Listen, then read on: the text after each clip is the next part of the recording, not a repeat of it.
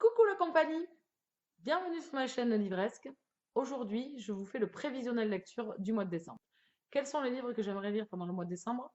Il y en a trop, vous vous doutez bien. Ça a été une catastrophe pour faire ma pile à lire, sachant que je voulais finir plein de sagas avant la fin de l'année et que pour l'instant, j'en ai fini certaines, je suis très contente.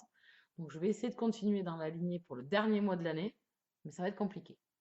Donc je vous ai prévu 7 livres donc qui était, que vous avez sûrement vu passer déjà sur mon challenge Cold Winter, sur ma pile à lire de l'automne, puisque il reste encore quelques jours, mais bon, il va falloir quand même un peu accélérer la cadence. Et ensuite, je vais vous montrer d'autres lectures éventuelles.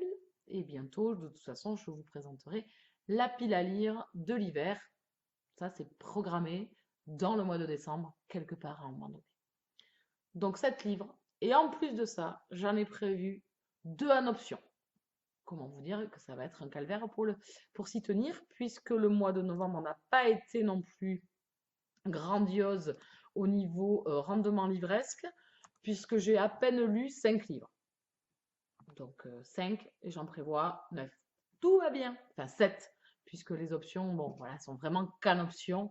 C'est parce que je voulais terminer les sagas, ça va être compliqué. Donc, je vous montre ça de suite. C'est parti. Le premier que j'aimerais lire durant le mois de décembre, c'est La garçonnière d'Hélène Grémignon aux éditions Folio. Ici, c'est un contemporain. J'avais adoré de cet auteur Le Confident. Donc, j'avais également, lors de l'achat du Confident, j'avais également acheté ce roman-là, La garçonnière. En plus, c'est un roman qui n'est pas très grand. Il faisait partie de ma pile à lire de l'automne. Donc, je le mets quand même au début de décembre. On ne sait jamais si j'ai le temps de le lire. Donc, je le mets, un contemporain. Je ne sais pas du tout de quoi ça parle. Je ne me rappelle absolument pas. Par le titre, je pense qu'on va parler de garçonnière. Donc, on va parler d'adultère, peut-être. J'en sais rien. Enfin, voilà. Je me suis fait des hypothèses. Je ne me rappelle absolument plus. Et je n'ai pas envie de lire la quatrième de couverture. J'ai envie de le découvrir. S'il est aussi agréable que Le Confident, il n'y aura pas de problème. Ensuite, je veux me faire Démonica, le tome 6, Brûlante rédemption de Larissa Ion aux éditions Milady Collection Bitlit. Ici, on est dans de la romance paranormale. Vous connaissez mon amour pour cette saga Démonica et sa saga jumelle, enfin associée plutôt, sa saga associée, Les Cavaliers de l'Apocalypse. C'est un régal à chaque tome. C'est des coups de cœur à chaque fois. J'adore l'univers qu'a créé l'auteur, j'adore les romances, j'adore les personnages. Voilà, il y a tout un panel de choses que j'adore dans cette saga. Vous savez mon amour pour la romance paranormale. Et j'aimerais également quand même continuer cette saga où, non pas où, enlève le mot, qui se finit au tome 7, donc il serait temps. Je suis presque arrivée au bout, donc elle ne sera pas finie fin 2017, fin 2016, mais elle sera finie, je pense, début 2017, puisque je pense m'enchaîner les tomes en janvier ou février pour le dernier tome. Donc j'aimerais me lire ce tome 6 et finir cette saga, même si je vais verser la larmonette quand je vais finir cette saga quand même. J'aime beaucoup, c'est un univers de succubes, de démons, de vampires, de métamorphes, d'anges déchus, de dieux, de cavaliers d'Apocalypse. Enfin, il y a tout un panel de personnages, il se passe plein de choses. Donc, on les suit au fil des tomes. Dans chaque tome, vous avez un couple différent, mis à l'honneur. Le tome 1 n'est pas le meilleur de la saga, ça c'est indéniable, je suis d'accord avec vous. Moi, j'avais beaucoup aimé quand même, parce que dans les romances paranormales, effectivement, il y a de la romance épicée, donc on a pas mal d'érotisme qui est assez cru effectivement dans cette saga-là, je l'avoue, mais j'aime beaucoup, ça s'améliore avec le temps. Ces auteurs en fait quittent un petit peu trop les pages où elles restent figées sur ces scènes chaudes et passent quand même en plus dans l'intrigue et tout ça, donc j'adore Demonica. C'est particulier, je le conçois, moi ça marche, plein pour les gamelles, donc je veux me faire ce tome 6. Ensuite, j'aimerais me faire, puisque je me suis fait La Chambre des Morts, je voudrais me faire La Mémoire fantôme de Franck Tillier aux éditions Pocket, un thriller. Donc j'ai lu la première partie, je vous en ai parlé dans une gazette récemment, donc j'aimerais ne pas trop tarder et pour enchaîner le deuxième tome, retrouver Lucie et Annabelle, que j'avais beaucoup aimé dans La Chambre des Morts, et j'aimerais beaucoup donc continuer sur ma lancée avec Franck Tillier et continuer dans ces thrillers qui sont vraiment captivants et vraiment très prenants. Voilà. Ensuite, j'aimerais me faire Noblesse oblige, le tome 7, Le roi mis à nu de Sally Mackenzie aux éditions Milady Romance, collection Pemberley. C'est le dernier de la saga. le tome 6. Donc là, à l'heure actuelle où je vous parle, est lu. Donc il me reste que ce dernier tome à me faire au mois de décembre et j'en aurai fini avec cette saga de romances historiques qui me plaît beaucoup. On a une romance historique avec plein de quiproquos, c'est assez drôle. Voilà, on mélange, il y a des scènes épicées et autour de ces scènes épicées, c'est là où il y a toujours ces quiproquos avec ces couples, mais c'est vraiment hilarant parce qu'effectivement, oui, c'est vraiment tiré au second degré.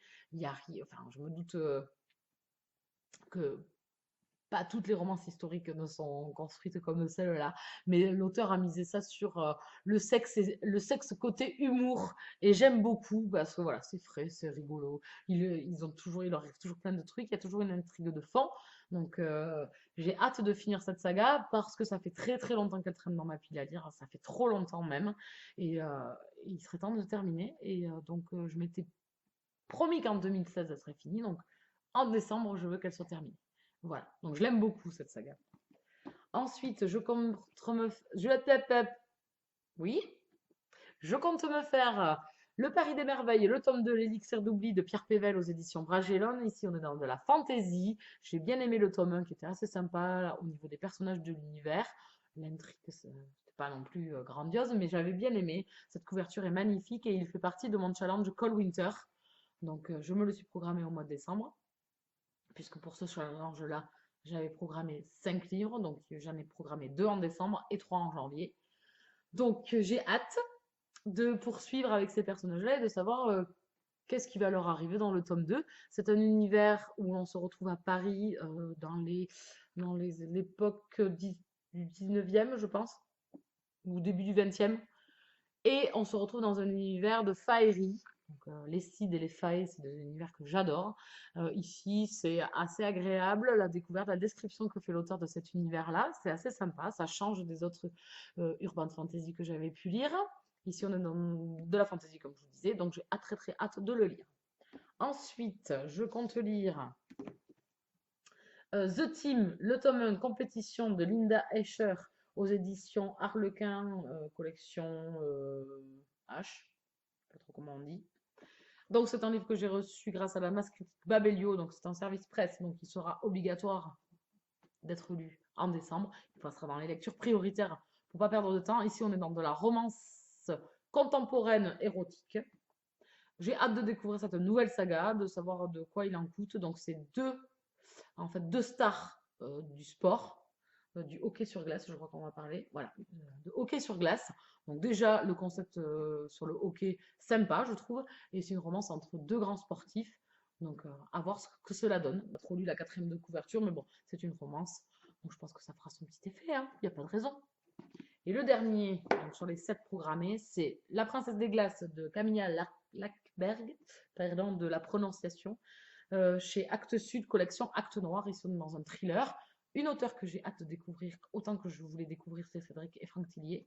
Donc, allez, c'est parti. Au mois de décembre, je me la fais, puisqu'elle faisait elle également partie de mon challenge Cold Winter. Donc, il sera lu au mois de décembre. J'ai très très hâte de découvrir cet auteur nordique. À voir ce que ça va le donner. J'espère que ça le fera avec moi, parce que bon, il est quand même pas mal, hein. Bon, après, il n'est pas énorme, 300, 400 pages. Voilà, c'est un grand format, donc j'espère que ça aura du rendement, un peu plus que mes débuts avec Millennium qui avait été un peu lent et j'avais eu du mal, mais après par la suite ça avait été génial, les 2 premiers tomes.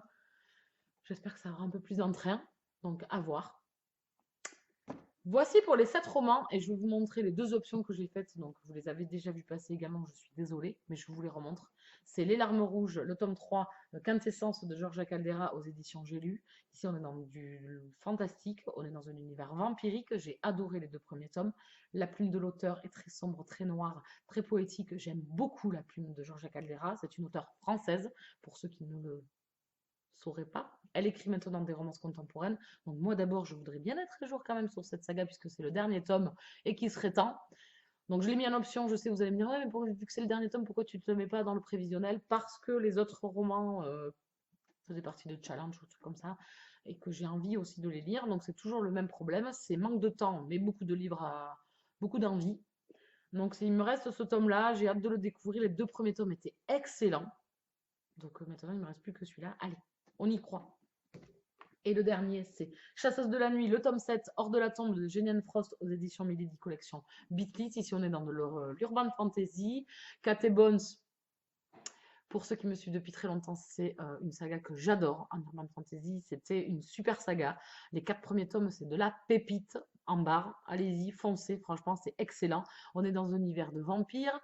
Cat, en fait, ce serait une chasseuse de vampires, comme dit comme on le dit le titre, hein, chasseuse de la nuit. Je n'ai rien inventé, ok, je passe. Donc elle chasse les vampires. Au départ, elle a un petit don. Enfin, c'est pas un don. Elle est assez spéciale comme humaine.